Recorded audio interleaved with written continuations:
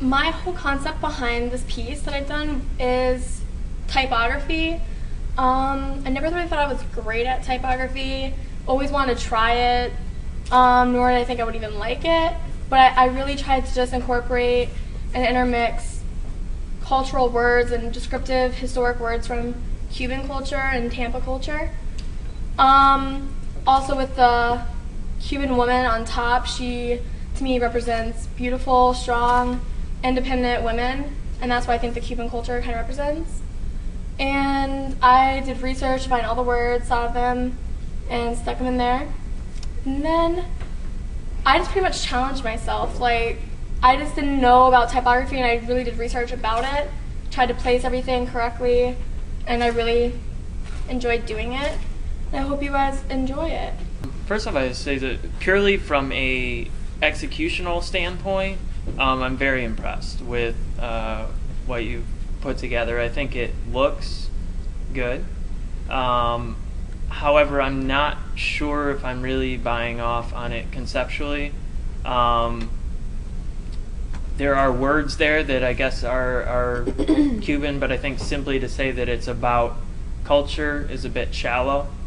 And I'm not totally digging it from a conceptual standpoint. I like the look is kind of cool. And in terms of typography, if it truly is about typography, I would want to see, and maybe this is there, but I didn't hear it in the presentation, but that typography was in some way directly related to Cuban culture, not just the words, but if the type was inspired by what is in that country, or the sort of words that you would see on signage around, or things like that.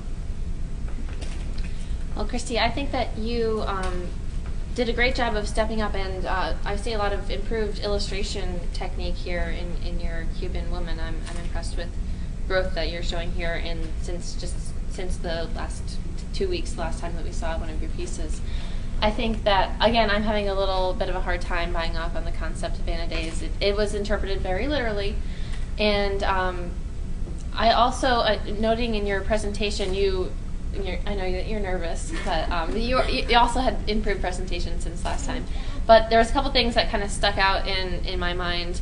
When you're presenting a piece, the best thing to do is to try and highlight it in the most positive light. I would avoid saying things like, I'm not good at this, or I didn't think I was good at that. And then you also mentioned you stuck in words. Like, there's a reason behind why you placed these words here in a very artful way with lots of reason and meaning behind them, or things like that. So I make sure that you don't toss in those negatives when you're presenting us, or presenting anyone work.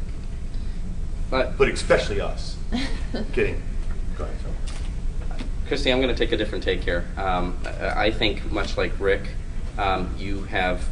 I'm seeing two categories of presentations here this evening, and I'm very pleased to say that I'm putting you in that category of people that have improved upon my expectations. And right now, that category has 2 people in it. So kudos to you for that. As well, the concept that I'm taking from this. You said the powerful Cuban woman.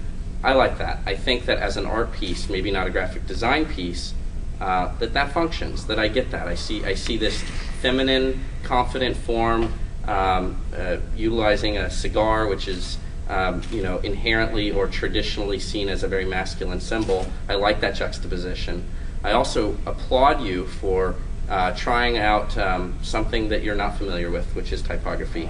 I think that can cause some confusion for some of us because we're looking to interpret this as a graphic design piece because of the typography. But if I take a step back and purely look at this as an art piece, then I'm fairly pleased with it. My biggest criticism, typographically speaking, is that the giant word that you've used, I think, is some of the weakest type in your whole poster, and it's right there front and center. Overall, very impressed, and I can't wait to see what you do next week if we are able to see you then.